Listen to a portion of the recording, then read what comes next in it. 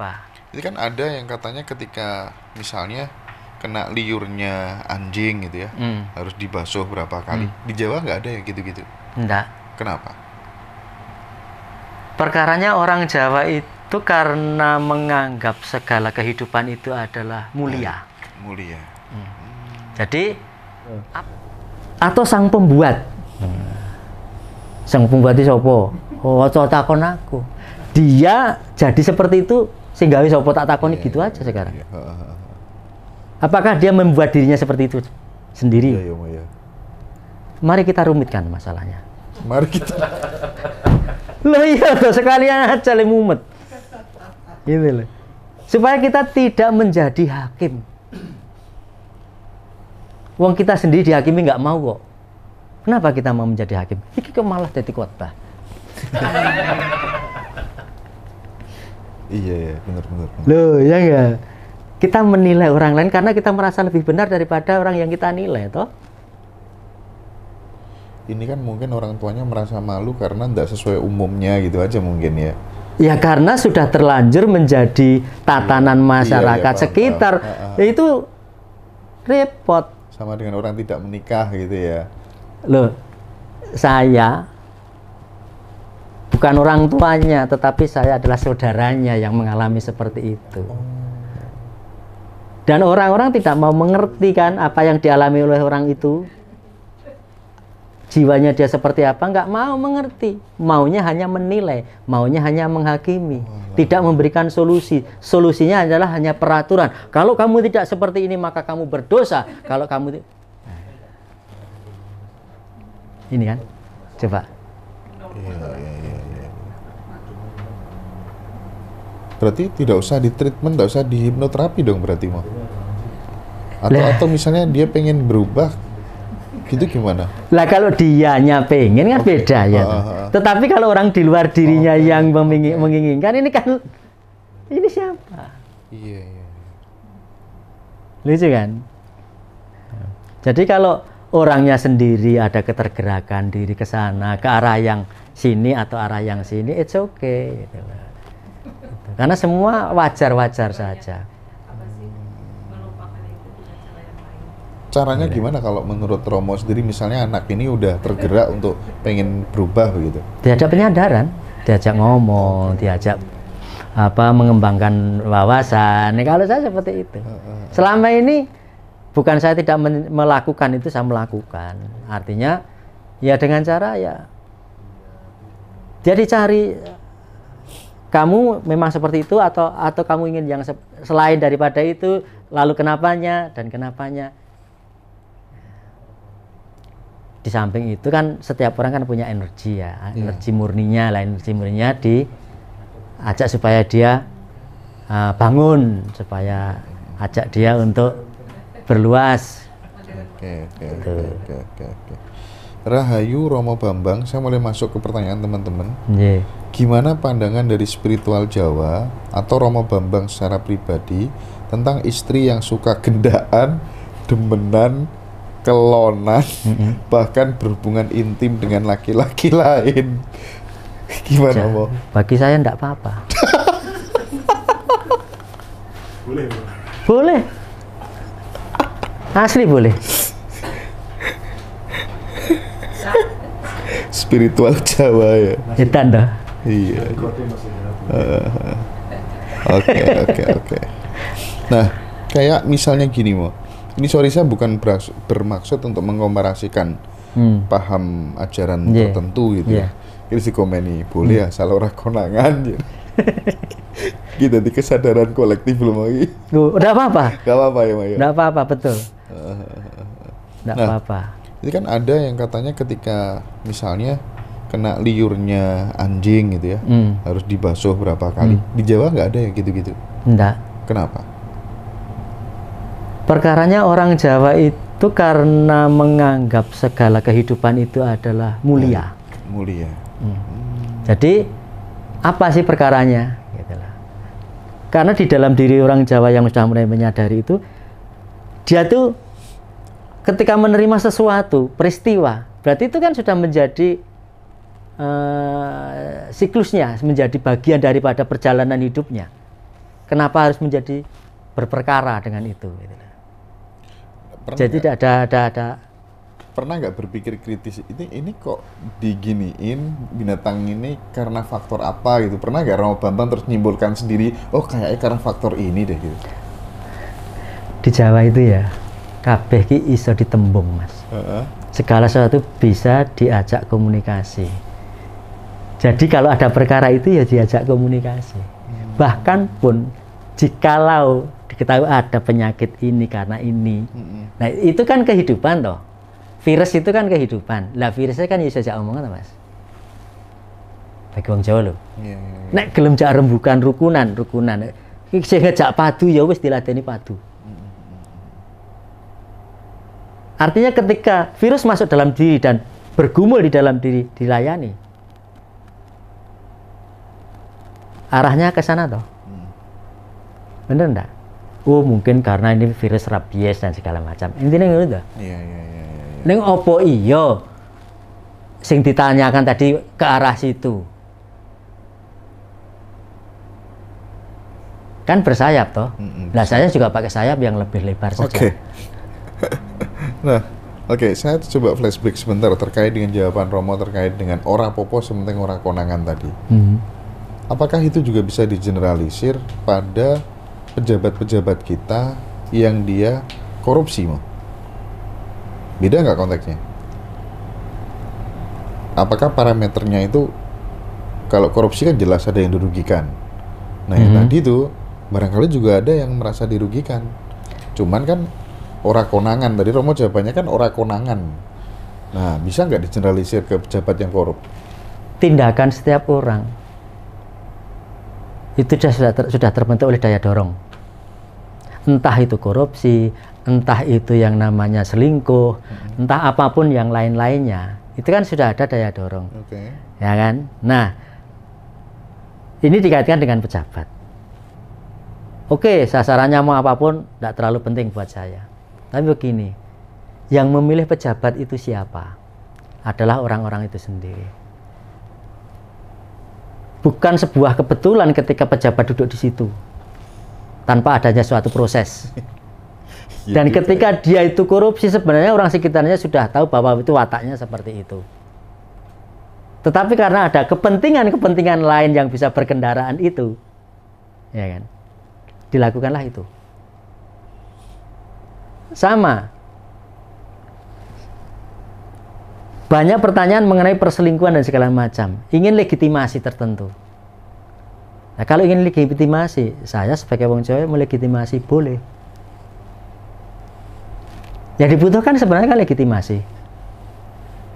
Mau digeneralisir, ayo rame-rame selingkuh.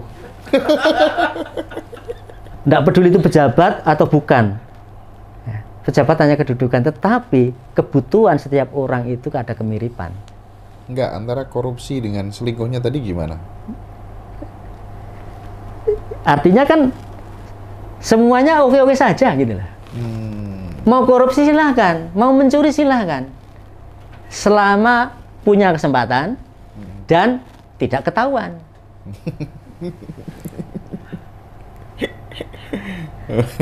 Lah kalau ketahuan ada resikonya dan dia bisa tahu solusinya. Oke. Coba jenengan nalar secara klinik, artinya secara detail. Bener enggak? Tepat enggak? Buktinya sudah berlangsung sekian lama kan?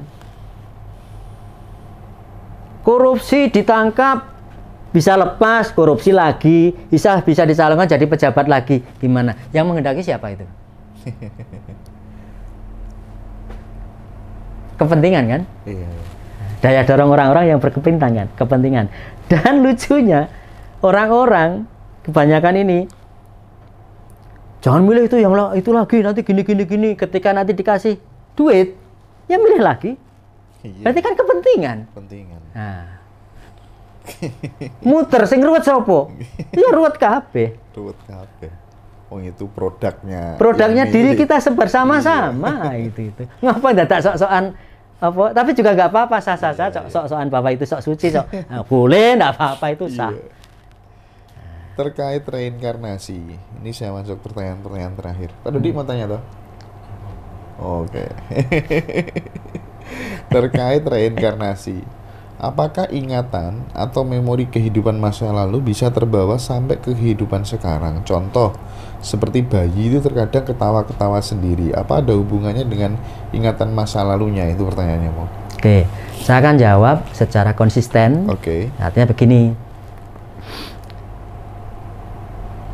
Dalam pandangan saya dan pandangan wong Jawa itu belum ada orang yang pernah hidup di masa lalu. Belum pernah ada orang yang hidup di masa lalu. Ya. Tetapi ada orang masa lalu menurunkan data kepada orang di masa berikutnya. Paham, paham. Sehingga sangat masuk akal ketika seorang bayi yang kemasukan data orang yang hidup di masa lalu, bukan bayi itu pernah hidup di masa lalu, sehingga dia bisa ketawa-ketawa. Karena ada data masa lalunya. Orang yang hidup di masa lalu masuk di orang yang di masa ini. Iya. Saya mohon maaf. Tebakan Romo Bambang, transformasi data orang di masa lalu kepada bayi itu terjadi kapan? Pengertiannya bagaimana? Belum. Jadi transfer datanya, transfer memorinya itu terjadi kapan kira-kira? Secara fisika kimia adalah ketika DNA-nya menurun, DNA-nya berpindah, gitu aja. Nah, bisa saja toh DNA nyabut dari sini kemudian dimasukkan situ, bisa. Cara memasukkannya bagaimana kan bisa macam-macam. Wong suntikan itu macam-macam bentuknya kan. Bisa suntikan yang lancip, ada suntikan yang budel kan begitu. Itu kan bisa masuk DNA. Nalar enggak ini? Belum. Sperma sedot nggak suntikan, dimasukkan. Itu kan suntikan masuk enggak ada data DNA nih? Masuk. Ada suntikan yang bujel. Sampean punya toh? Rasa nyedot. Iya. Masuk enggak data nih? Iya. Loh, ini logis enggak? Logis. Ini fisika kimianya itu bukan? Wong Jawa itu begitu itu. Mungkin nggak itu terjadi misalnya beda negara, Mo. Jadi misalnya data atau memorinya orang yang hidup di Italia dimasukkan, kok bisa masuk ke orang Jawa gitu, padahal tidak terjadi hubungan intim gitu. Ya, oke. Sekarang begini. Sekarang banyak contoh yang mudah. Kenapa kita bisa mengunduh data tanpa kabel?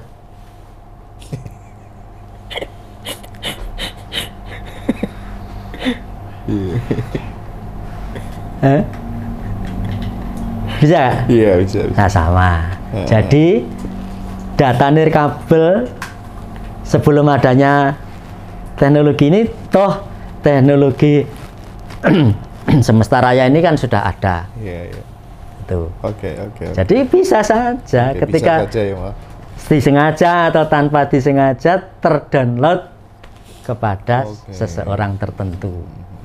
Tuh. Mungkin soal frekuensi atau apa gitu ya. Ya, bahasanya monggo.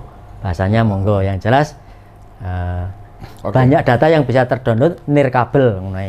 Ada guru spiritual yang mengklaim dirinya tahu orang yang sudah meninggal itu posisinya ada di mana, bahkan termasuk sukmanya nabi tertentu ada di mana. Itu gimana, parameter Jawa itu ngelihatnya pakai apa, Romo Bambang? Kalau Jawa banyak semua perangkat di dalam dirinya bisa dipakai. Kalau orang Jawa ya, artinya ini bagaimana keberadaan orang yang meninggal, itu orang Jawa tahu, itu tak ada, bisa dilakukan.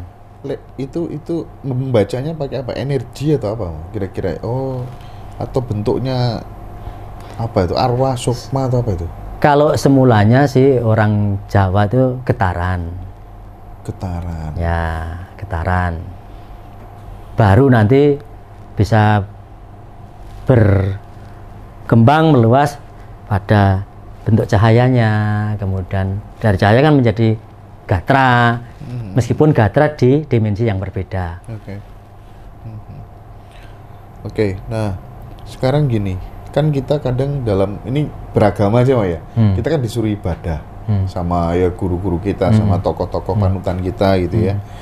Nah, apakah benar ibadah itu adalah tujuannya itu adalah menyembah yang namanya Tuhan itu tadi, atau menyembah asumsi diri sendiri tentang Tuhan? Karena secara nyata Tuhan itu ciptaan manusia melalui asumsi yang dibukukan dalam kitab suci dan beberapa tradisi. Gimana kalau ada pertanyaan model begitu, Romo?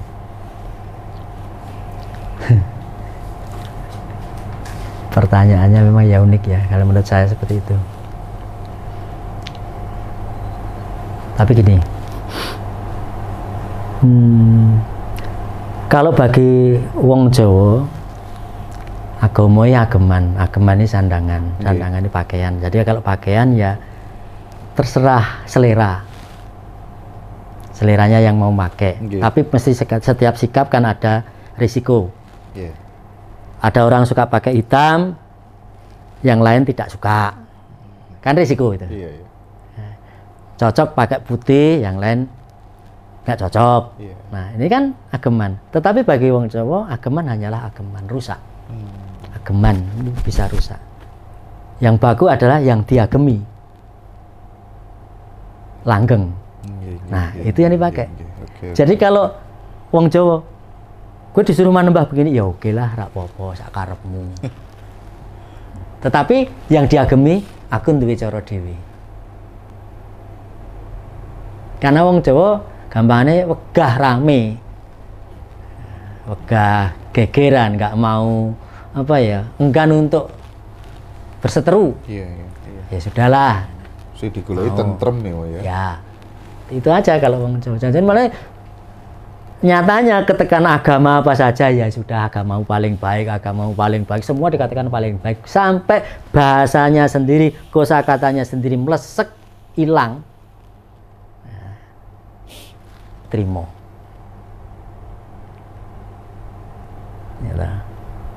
Jadi contohnya adalah bermula dari kosakata kanggo nengeri untuk menandai diberilah jeneng dengan peristiwa membuat jenang. Jadi jeneng, datanglah bangsa lain. Yang bagus adalah nama. Nah, saka jeneng dadi basane luwih dhuwur nama. Ing nggawa bangsa liya. Datang lagi bangsa yang lain, datang. Luwih luhur meneh asma. Nah, basa Jawa ndek dhewe, basane bangsa liya dhuwur dhewe. Ini kasunyatan, ini realitas. Sampai sebegitunya wong Jawa nrimone lho. Ning diinjek-injek, setelah terjadi kekacauan bingung sendiri.